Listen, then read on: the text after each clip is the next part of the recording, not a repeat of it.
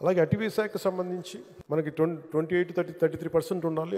అటవీ పర్సంటేజ్ అంటే చంద్రబాబు గారు ఇచ్చిన మా అందరికీ డైరెక్టివ్ ఏమి ఇచ్చారంటే ఇది 50% పెరగాలి. ఆంధ్రప్రదేశ్లో 50% మొత్తం మీకు పచ్చదనమే ఉండాలి అని దాన్ని స్ఫూర్తిగా తీసుకుని 6,000 ఎకరాల్లో దాదాపు 22 లక్షల మొక్కలు నాటడం జరిగింది మన ఈ మధ్యనే. అలాగే రోడ్ సైడ్ గ్రీనరీ ఇంప్రూవ్ చేసే ప్రయత్నంగా ఇప్పటి వరకు 14 కిలోమీటర్ల పొడవున కొన్ని 5,800 మొక్కలు నాటాం. అలాగే పెరుగుతున్న వైల్డ్ లైఫ్ సమస్యలు, ముఖ్యంగా elephant and man animal conflicts ఉంటాయి, మీ అందరికీ తెలుసు. మనం చిత్తూరులో చూసాం.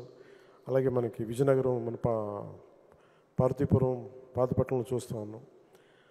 వెంటనే తీసుకెళ్ళి చాలామంది వైల్డ్ యానిమల్స్ కానీ జంతువులు కానీ అటాక్ చేయటం వల్ల, ముఖ్యంగా ఏనుగులు పంటల నష్టం ఇటువంటి అన్నిటి వల్ల వీటిని దృష్టిలో పెట్టుకొని రాగానే కర్ణాటకకు వెళ్ళి 2 రాష్ట్రాల మధ్య అటవీ శాఖతో మాట్లాడి, అక్కడ గౌరవ అటవీ శాఖ మంత్రి గారితో మాట్లాడి 2 రాష్ట్రాల మధ్య నిర్మాణాత్మక సహకారాన్ని పెంపొందించే ప్రయత్నం జరిగింది. అలాగే వాళ్ళు అక్కడ కుంకి ఎలిఫెంట్స్ని తీసుకొచ్చి మన ఎలిఫెంట్స్కి అవసరమైన ట్రైనింగ్ అండ్ నాలెడ్జ్ మావటిలకి ఇచ్చేయడానికి ఒప్పందం కుదుర్చుకోబోతున్నాం. ఆంధ్రప్రదేశ్లో ఇప్పటి వరకు 23 నగర వనాలు ఏర్పాటు చేసుకున్నాం.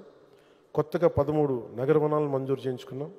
కొత్త నగర వనాల కోసం 15 కోట్ల 40 లక్షల నగర వనాల అభివృద్ధికి మొట్టమొదటి విడతగా డబ్బులు విడుదల చేయడం జరిగింది.